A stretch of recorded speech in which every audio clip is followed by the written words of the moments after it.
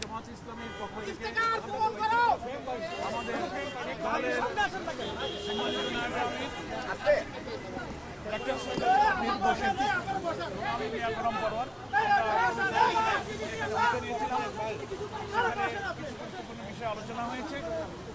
Doctor Taher ভাই আমাদের delegation নেতৃত্ব দিয়েছিলেন, সে সম্পর্কে সংক্ষিপ্ত ব্রিফ করবেন আমাদের সম্মানিত নায়েবে আমির ডাক্তার আব্দুল্লাহ মোহাম্মদ তাহের ভাই।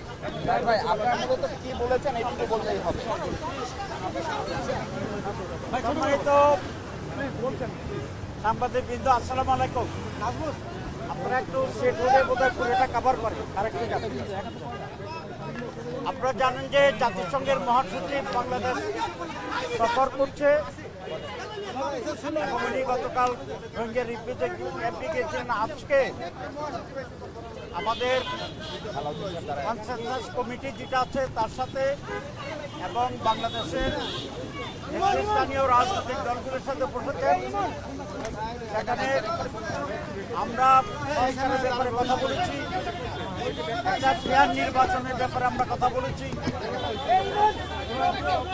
টেকসই গণতন্ত্রের ব্যাপারে আমরা কথা বলেছি।